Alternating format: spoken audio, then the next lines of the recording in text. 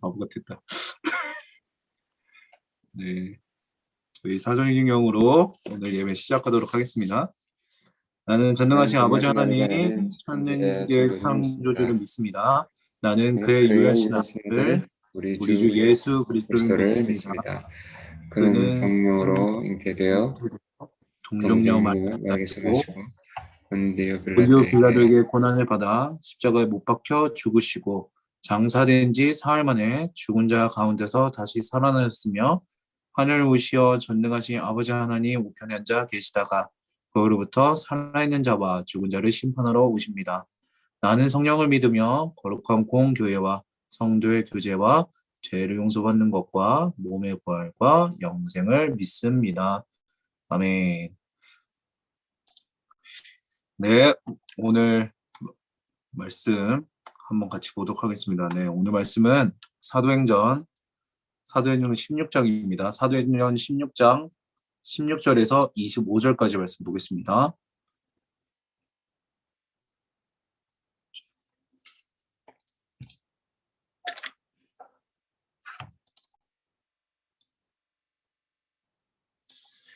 네, 전도사님 읽도록 하겠습니다. 우리가 기도하는 곳에 가다가 점치는 귀신 들린 여종 하나를 만나니 점으로 그 주인에게 큰 이익을 주는 자라.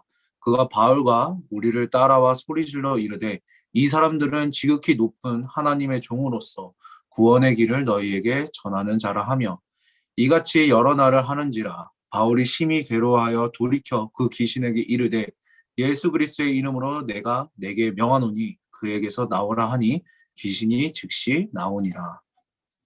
여종의 주인들은 자기의 수익의 소망이 끊어지는 것을 보고 바울과 실라를 붙잡아 장터로 관리들에게 끌어갔다가 상관들 앞에 데리고 가서 말하되 이 사람들이 유대인인데 우리 성을 심히 요란하게 하여 로마 사람인 우리가 받지도 못하고 행하지도 못할 풍속을 전한다 하거늘 우리가 일제히 일어나 고발하니 상관들이 옷을 찢어 벗기고 매로 치라 하여 많이 친 후에 옥에 가두고 간수에게 명하여 든든히 지키게 하니 그가 이러한 명령을 받아 그들을 깊은 옥에 가두고 그 발을 착고에 튼튼히 채웠더니 한밤중에 바울과 실라가 기도하고 하나님을 찬송하며 죄수들이 듣더라.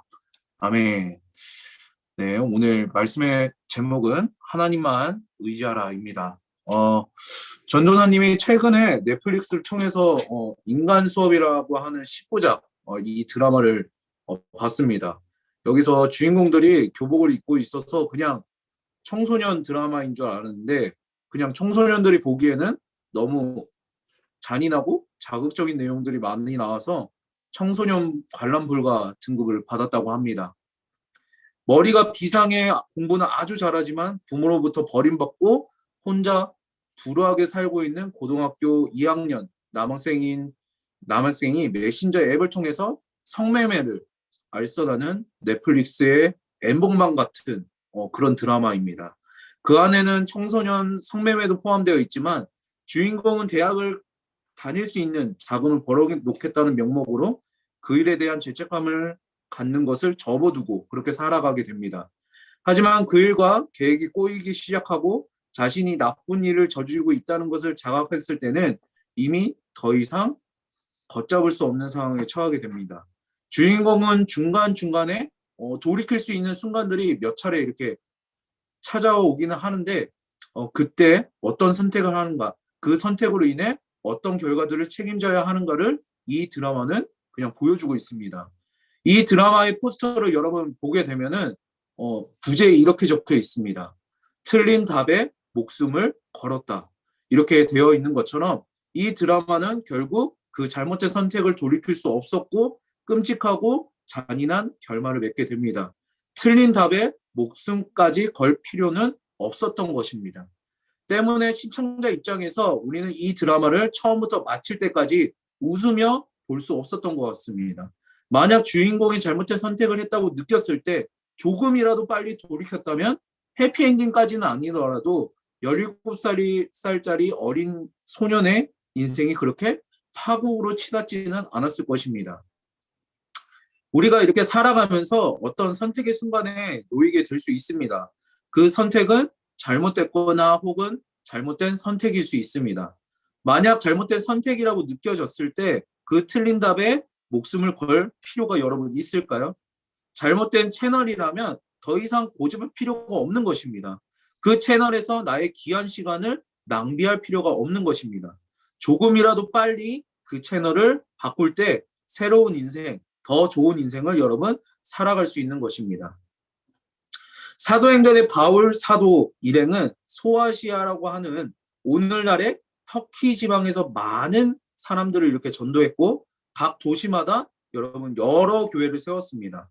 그리고 그 교회들을 순회하며 각 교회들과 성도들의 믿음을 더욱 견고하게 했고 각 지역의 교회들은 그 수가 날마다 늘어나는 부흥의 역사를 날마다 경험하면서 살았습니다.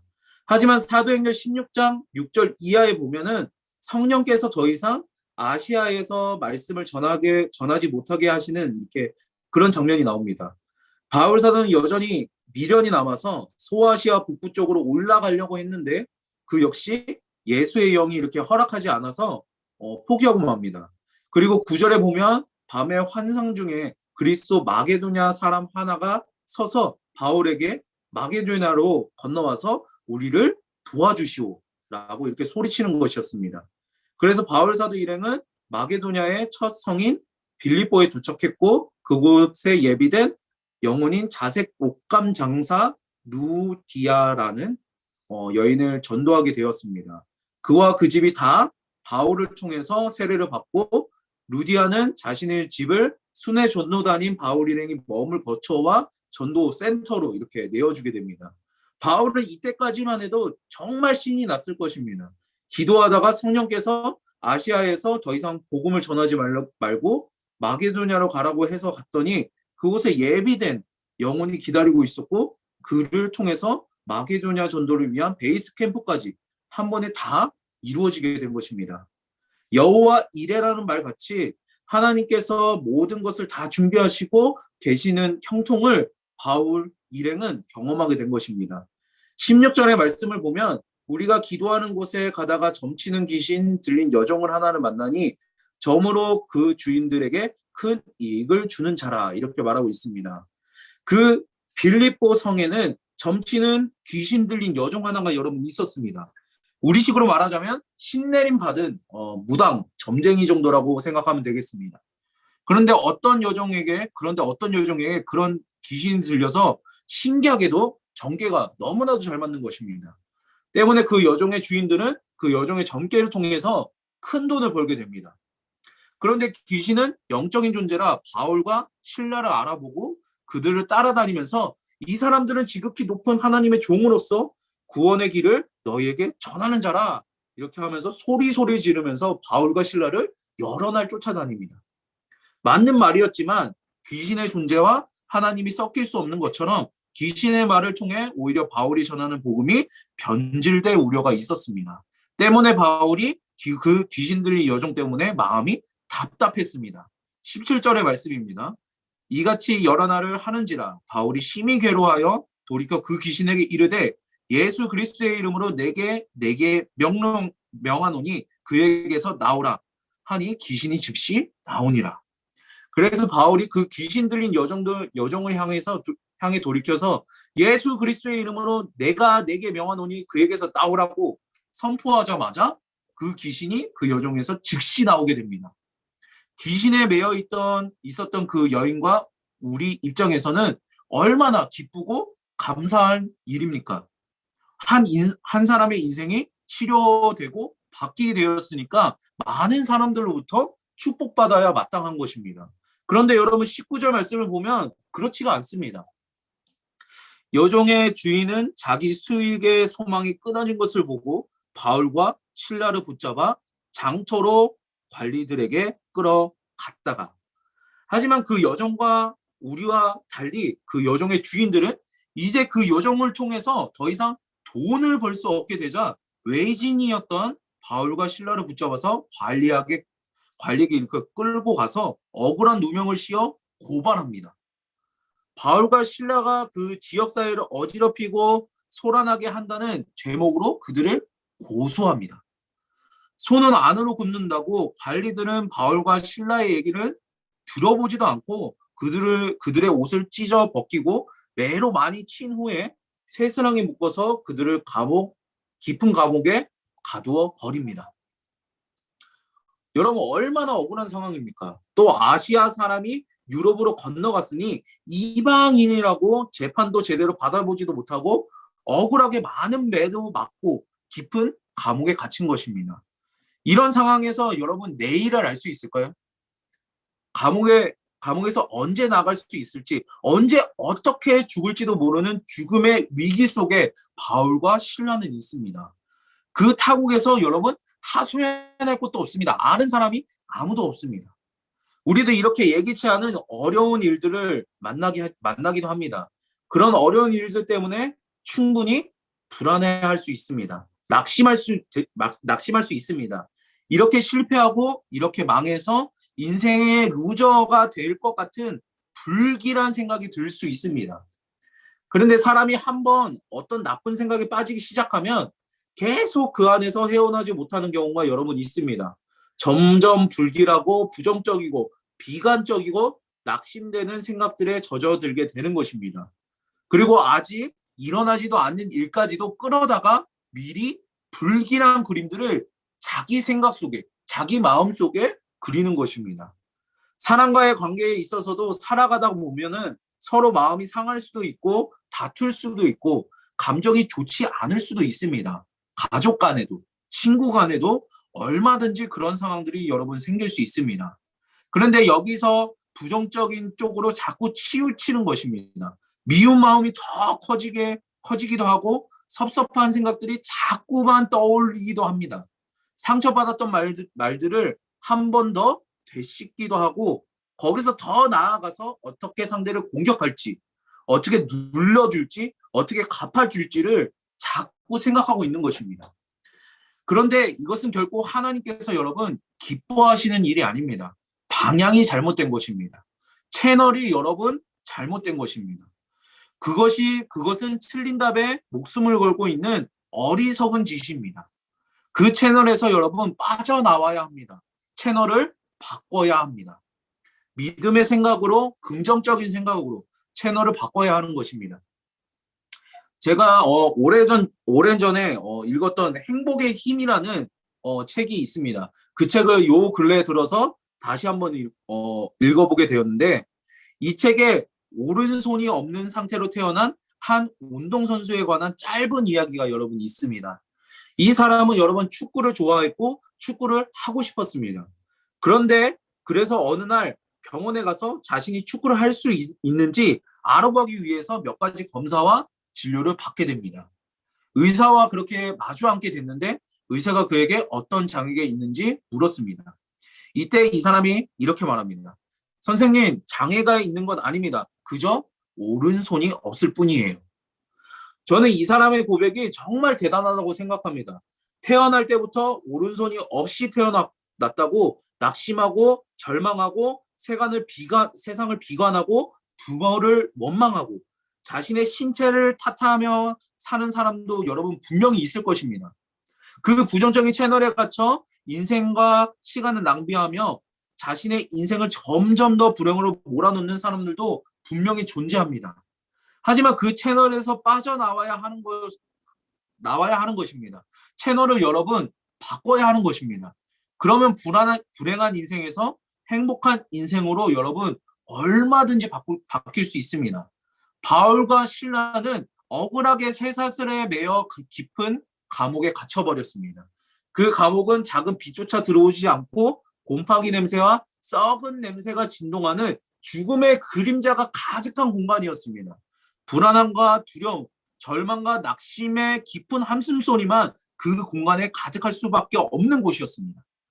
우리에게도 죽고 싶을 만큼 힘든 그런 순간들이 있을 것입니다. 누구에게나 그런 순간들을 살 때가 있습니다. 내일을 알 수가 없고 억울하고 분한 상황에 처하기도 하고 재정적으로 바닥이 나서 앞으로 살아갈 길이 막막하기도 하고 나만 홀로 뒤처진 것 같은 인생의 실패자 같다고 느껴질 때가 여러분 분명히 찾아오고 분명히 있게 됩니다. 그럴 때 우리는 여러분 그 채널을 빠져나와야 합니다. 채널을 바꿔야 합니다. 새로운 채널을 돌리면서 정말 내가 고정해 놔야 할 새로운 채널을 찾아야 하는 것입니다. 여러분 거기에 머물면 안 됩니다. 점점 더 나를 실패와 절망으로 짓눌러버릴 그 채널에서 빠져나와야 하는 것입니다. 25절 말씀은 바울과 실라의 행동을 이렇게 적어 놓았습니다. 한밤중에 바울과 실라가 기도하고 하나님을 찬송하며 죄수들이 듣더라. 쇠사슬에 매어 억울한 죄수가 되어 깊은 감옥에 갇힌 바울과 실라가 기도하고 하나님을 찬송했습니다. 다른 죄수들이 들을 정도로 큰 소리로 기도하고 찬송했습니다. 바울과 실라는 지금 상황이 아무리 절망적이라고 할지라도 그 절망과 비관의 채널에 갇혀 있지 않기로 한 것입니다. 그들은 즉시 그 채널을 돌립니다. 믿음의 채널을 돌리고 하나님 앞에 그 모든 상황을 기도하고 찬송하는 것으로 채널을 고정했습니다. 고린도후서 1장 9절 말씀은 이렇게 말합니다. 우리는 우리 자신이 사형 선고를 받은 줄 알았으니 이는 우리로 자기를 의지하지 말고 오직 죽은 자를 다시 살리시는 하나님만 의지하게 하심이라. 바울 사도는 전도 여행 중에 죽음의 고비를 여러 차례 넘겼습니다. 그래서 사형 선고 받은 것과 같다고 당시의 일행들은 회상합니다. 하지만 그런 일들을 통해 철저하게 훈련받은 것이 있는데 우리로 자기를 의지하지 말고 오직 죽은 자를 다시 살리시는 하나님만 의지하게 하심이라. 그것이 이들이 배운 교훈이었습니다. 죽음도 바울을 이기지 못합니다. 그는 죽음도 두려워하지 않는 믿음의 사람으로 훈련된 것입니다. 때문에 바울이 죽음의 깊은 감옥에 갇혀 있을 때에도 기도하고 찬송할 수 있었던 것입니다. 26절의 말씀을 보면 이에 갑자기 큰 지진이 나서 옥터가 움직이고 문이 곧 다 열리며 모든 사람이 매인 것이 다 벗어진지라 이렇게 말하고 있습니다. 바울과 실라가 찬송할 때 갑자기 큰 지진이 일어나서 옥터가 움직이고 감옥의 문이 다 열리고 모든 사람을 묶고 있던 것들이 다 풀려졌던 것입니다. 하나님만 의지하였더니 바울과 실라의 죽음의 쇠사슬이 풀리고 죽음의 감옥의 문도 열리게 되었습니다. 앞부분에서 잠시 소개했던 행복의 힘이라는 책에 있는 또 다른 이야기 하나로 오늘 말씀을 이렇게 정리하려고 합니다. 미국 테네시주의 한 마을에 한 미혼모 여러분 가정이 살았습니다. 지금은 그렇지 않지만 과거에 특히 테네시주와 같은 보수적인 마을에서는 미혼모를 그렇게 좋지 않게 봤습니다.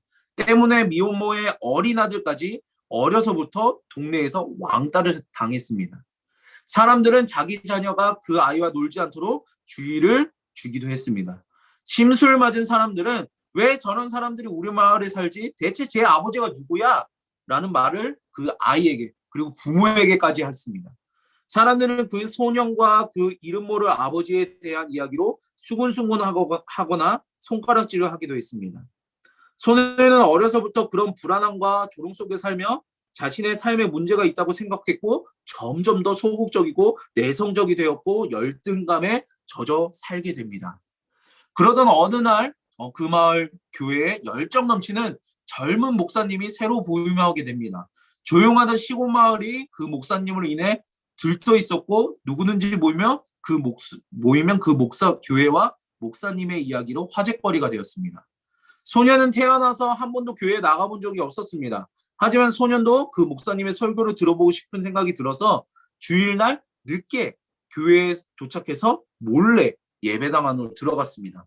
소년은 그날 이전에 경험하지 못했던 은혜와 사랑과 포용감을 느끼게 됩니다. 원래 소년은 일찍 교회를 빠져나가려고 했지만 예배 간격에 젖어서 빠져나갈 타이밍을 놓치고 맙니다. 그리고 예배당을 빠져나가는 사람들 사이에 오도 가도 못하는 상황이 벌어집니다. 목사님은 출입구에서 예배당을 나가는 사람들에게 일일이 인사를 하고 있는데 부임 후 처음 보게 된 그 소년에게 꼬마야 너는 누구의 자녀니? 하고 다정하게 물어봅니다. 그 순간 주변에 정적이 흘렀습니다. 왜냐하면 그 마을 사람들은 그 소년이 미혼모의 아들이라는 것을 알았고 새로 오신 목사님만 그 사실을 모르고 있었기 때문입니다. 소년도 순간 당황했습니다. 자신은 버림받았고 아버지가 없는 아이라는 말을 들으면 자란 소년은 고개를 떨굽니다. 목사님은 뭔가 잘못되었고 자신이 모르는 뭔가가 있다는 것을 느끼는 그 순간 하나님께서 그에게 지혜를 주십니다. 그리고 순발력 있게 이렇게 말합니다. 나는 내 아버지가 누군지 알고 있어. 정말 많이 닮았구나. 꼬마야, 너는 전능하신 하나님의 자녀란다. 이 말에 소년을 향해 수군대는 사람들은 고개를 숙이고 예배당을 빠져나가야 했습니다. 소년은 자신을 다시 보기 시작했고 소년의 마음을 오랫동안 사로잡고 있던 아버지에게 버림받았던 아이라는 열등감과 불안함과 상처는 사라져버리게 됩니다. 이제 소년은 더 이상 버림받은 열등한 아이가 아니라 전능하신 하나님의 자녀가 되었습니다. 여러분 출생이 어떻든지, 여러분의 가정 배경이 어떻든지, 여러분의 지금 상황이 어떻든지, 여러분의 능력이 얼마나 되든지 기억하기 바랍니다. 이 모든 상황은 여러분 전혀 관계가 없습니다. 왜냐하면 나는 전능하신 하나님의 자녀이기 때문입니다. 하늘에 나는 새와 들에 풀도 먹이시고 입히시는 하나님께서 여러분 나의 하나님이 되십니다. 지금 잘못된 채널로 인해서 불안해하고 열등감에 젖어 있고 낙심과 염려 속에 있다면 이제 바울과 실라 같이 그리고 테네시의 한 소년과 같이 채널을 고정하기 바랍니다. 오직 하나님만 의지하길 간절히 소망합니다. 기도하겠습니다. 하나님 아버지 감사합니다. 오늘 바울과 실라의 모습을 바라보며 우리의 모습을 바라보게 됩니다. 바울과 실라는 정말 억울하게 감옥에 갇히게 됩니다. 자신이 거기에 가보고 싶었던 것도 아니고 거기에 가서 전도도 하고 싶었던 것도 아니고 하나님이 명하셨기 때문에 갔는데 오히려 감옥에 갇혀버립니다. 귀신을 쫓아내어 줬더니 오히려 욕을 먹고 고소를 당하고 깊은 감옥에 갇혀버립니다. 정말 억울합니다. 우리 상황도 이런 것 같습니다, 주님. 우리의 상황도 때로는 우리가 하나님을 믿지만 하나님께 기도하지만 하나님께 예배는 드리지만 그 상황들이 점점 안 좋아질 때가 있습니다. 그럴 때 우리는 그저 낙심하고 낙담하고 슬퍼합니다. 그러나 바울과 실라는 달랐습니다. 바울과 실라는 거기에서 기도하였고 하나님께 찬송하였습니다. 믿음을 저버리지 않았습니다. 하나님만 의지하였습니다. 그럴 때 하나님께서 그들을 도와주셨습니다. 이끌어 주셨습니다. 거기에서 은혜가 있게 하셨습니다. 우리는 하나님을 믿는 그리스도인입니다. 주님이 나의 하나님이 되시고 하나님이 나의 아버지 되십니다. 우리는 주님의 자녀입니다. 그것을 잊지 않게 하여 주시고 이들이 학업에 그리고 학교를 다니면서 그리고 주변 친구들과 지내면서 열등감에 빠지지 않기 원합니다. 이 학생들이 내 자신 그 하나만으로 만족하고 그 하나가 얼마나 중요한지 그 하나가 하나님께 얼마나 귀중한 자녀인지 자부심을 느끼면서 살아갈 수 있도록 주님 은혜 더하여 주시옵소서. 주님 우리가 바울과 실라처럼 하나님을 찬송하며 아무리 악한 조건이라도 기도할 수 있는 믿음 이들에게 더하여 주시옵소서. 감사합니다 주님. 그리고 사랑합니다. 이 모든 말씀 사랑과 자비가 충만하신 예수 그리스도의 이름으로 기도드립니다.